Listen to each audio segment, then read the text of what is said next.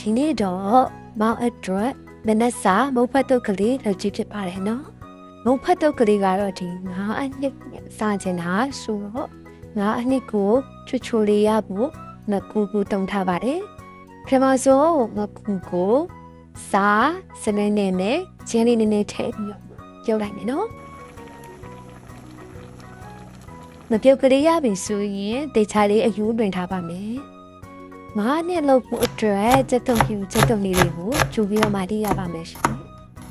ငါးနှစ်ချက်မယ်ဆိုလို့ရှိရင်ပထမဆုံးစက်တုံလေးကိုစစ်တဲ့နေရာမှာမြေဥစင်အယောင်တင်ဝက်နည်းနည်းထည့်မယ်ပေါ့နော်ပြီးတော့အနေငယ်ကြွက်လာပြီဆိုလို့ရှိရင်အစင်သိမ့်နှွင်ထားတဲ့ငပြုတ်ကလေးကိုထည့်နေ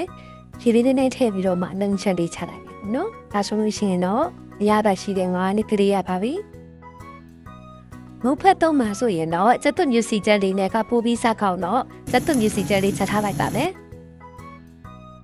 မုတ်ဖက်တည်ရဲ့ပြီးတော့အခြားအစပလာတွေနဲ့ငါးနှစ်ကလေးရပဲဖြစ်နေပြီဆိုတော့စပြီးတောက်လိုက်ကြရအောင်စီချက်ကလေးထက်ဒီလိုရှိရင်ငါးနှစ်ကလေးရဲ့မချင်းကြီးလေးနဲ့ထည့်ပါမယ်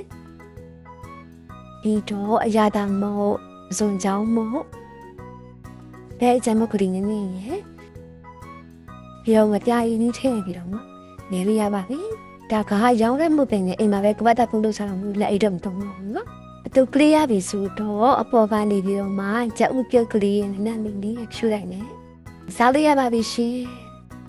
မောင်ကတပွဲကျမကမြို့တီလေးနဲ့ထည့်ပြီးတော့မှရဲရဲလေးတပွဲပေါ့နော်ဗီဒီယိုလေးကိုကြည့်ရတဲ့ကျေးဇူးအများကြီးတင်ပါတယ်ရှင်